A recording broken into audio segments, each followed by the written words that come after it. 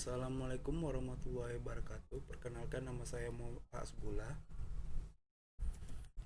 Ya, saya akan menjelaskan di sini peranan lembaga swadaya masyarakat dalam pencegahan kejahatan korupsi. Korupsi merupakan salah satu jenis kejahatan yang menjadi penyakit masyarakat seperti kejahatan lainnya yang ada di dunia. Korupsi terus meningkat seiring dengan kemajuan, kemakmuran, dan teknologi, dan menunjukkan bahwa semakin maju pembangunan suatu bangsa, maka akan semakin meningkat pula kebutuhan hidup dan mendorong orang untuk melakukan berbagai kejahatan termasuk korupsi. Tindak pidana korupsi di Indonesia sudah sampai pada titik di mana tidak dapat lagi ditoleransi, dan di korupsi telah begitu mengakar, meluas, dan sistematis sampai disebut telah membudaya pada bangsa ini. Korupsi merupakan masalah yang sangat kompleks yang menyangkut berbagai aspek kehidupan manusia yang diperlukan berbagai disiplin ilmu untuk dapat memecahkan masalah sesuai dengan ruang dan waktu yang ada secara terpadu. Rumusan masalah yang saya angkat di sini yaitu apa itu peranan lembaga swadaya masyarakat dan bagaimana proses suatu lembaga dalam mengungkap kasus korupsi ini. Tujuan dari penelitian ini untuk mengetahui peranan lembaga swadaya masyarakat dan mengetahui proses bagaimana lembaga swadaya masyarakat itu membantu. Manfaat penelitian. Manfaat teoritis dapat memberikan sebuah informasi bagi bahan referensi bagi yang berminat dalam kasus lembaga swadaya masyarakat ini tentang korupsi. Dari segi manfaat akademis, hasil penelitian ini diharapkan menjadi bahan referensi bagi tambahan untuk meneliti hal yang tertarik meneliti yang sama. Dari segi manfaat praktis, untuk memberikan gambaran peran dari lembaga swadaya masyarakat untuk menuntas korupsi dalam berbagai hal yang dapat membantu dalam pemerintahan.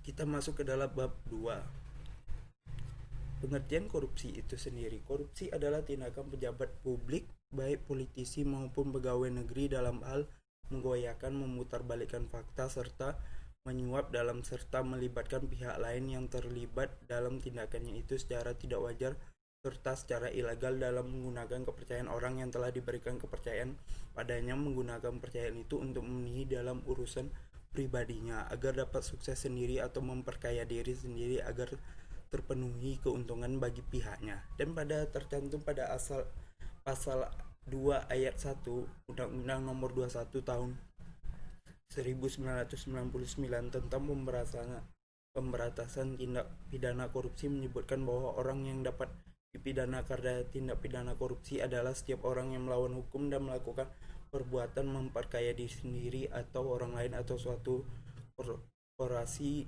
yang dapat merugikan keuangan negara atau perekonomian negara. Masuk ke pengertian lembaga swadaya masyarakat. Memegang peranan penting sebagai pilar demokrasi yang mewujudkan masyarakat sipil yang kuat dan mampu memperjuangkan hak-hak rakyat dalam kehidupan bernegara. Ormas dan LSM merupakan organisasi yang didirikan oleh individu atau kelompok secara sukarela yang bertujuan untuk mendukung dan menopang aktivitas atau kepentingan publik tanpa bermaksud mengambil keuntungan finansial.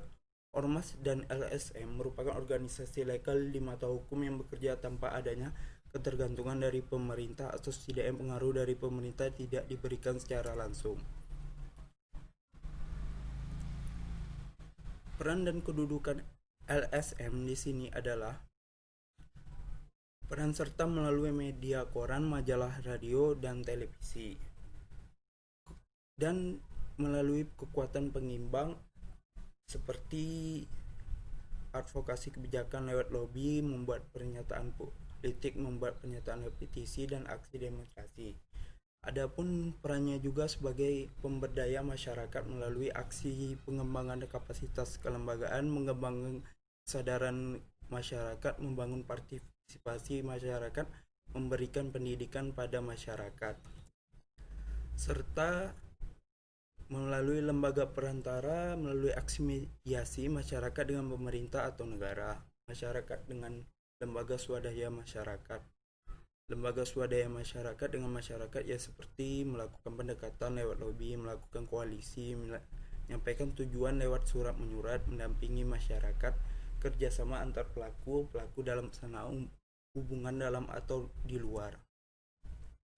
Di sini saya menggunakan teori willing and opportunity to corrupt. Teori yang dapat digunakan mengenai pidana korupsi ada teori willing and opportunity to corrupt yang menyatakan bahwa korupsi terjadi jika terjadi kesempatan atau peluang seperti kelemahan sistem, pengawasan kurang, dan niat atau keinginan yang didorong karena kebutuhan atau bahkan keserakaan. Teori ini memberikan cukup gambaran peluang terjadinya tindak pidana korupsi atau bagaimana orang menjadi pelaku tindak korupsi di mana dalam berbagai kesempatan seseorang yang memiliki kekuasaan yang sangat berpengaruh dapat memberikan seseorang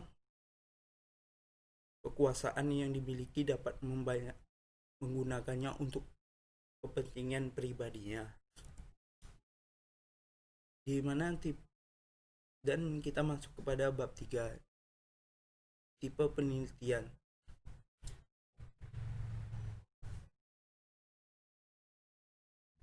Bab 3 ini saya menggunakan teknik pengumpulan data dari penelitian kepustakaan, yaitu dengan mengumpulkan data dan informasi melalui literatur yang relevan dengan judul penelitian seperti buku-buku, artikel, dan makalah yang memiliki referensi dengan masalah yang diteliti serta analisis peraturan daerah.